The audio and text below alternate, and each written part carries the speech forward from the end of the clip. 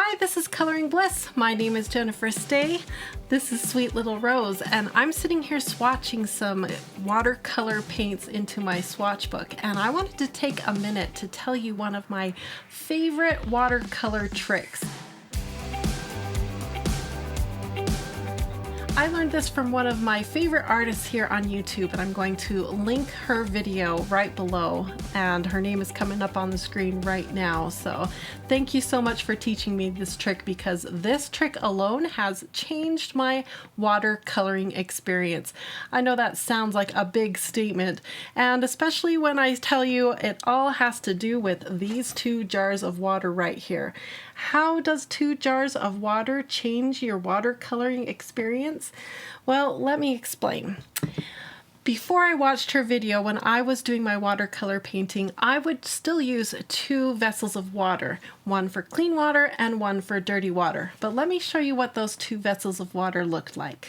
This is what the vessels of water looked like. 2 tiny little bowls.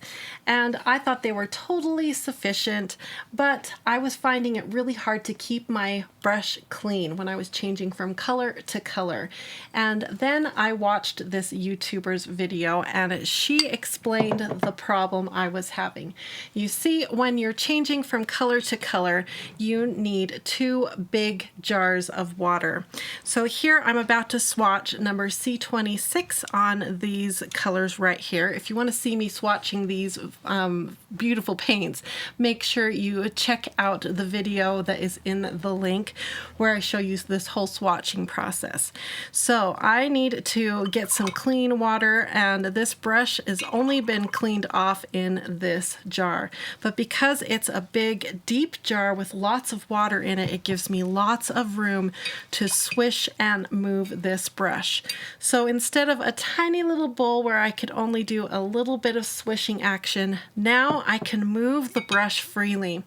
Now, this YouTuber also taught me that I need to do sort of a figure 8 motion inside of a large jar of water, and it truly does clean the brush quickly, efficiently, and when I'm done, I almost don't even need to dip in for clean water. That's how good this works. Makes changing colors quick, easy, and so much more relaxing and fun. And I don't have to run to the bathroom or the kitchen sink to get fresh water so often. So try it. Try 2 big jars of water and see if it changes your watercolor existence. Let me know in the comments below. Do you have any other quick and easy watercolor hints that might change my experience with watercolor painting? I'd love to know. Okay, let's swatch C26. Into the dirty water, figure 8 motions, water it down for the full effect. I'm not going to go into the clean water, and I'm going to show you just how clean this brush got. No paint on that brush. It works every time. Show how you go like this.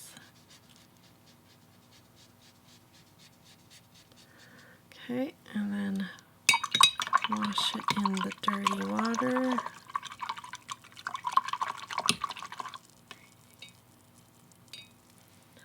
And show that it's clean.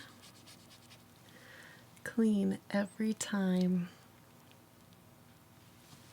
Okay, so I'm going to keep swatching here. Now, if you would like to win one of these beautiful watercolor swatch books, I'm giving away a book a day every day to celebrate World Watercolor Month. So make sure you visit that little link that is in the video description and come enter for your chance to win one of these beautiful books. I hope that you enjoyed this tip, and if you did, remember, make sure you subscribe, because I have more fun watercolor tips coming this month. I'm having so much fun celebrating World Watercolor Month. All right, Rose and I are going to get back to swatching. I hope you have a wonderful, colorful, blissful day. Bye-bye, everyone.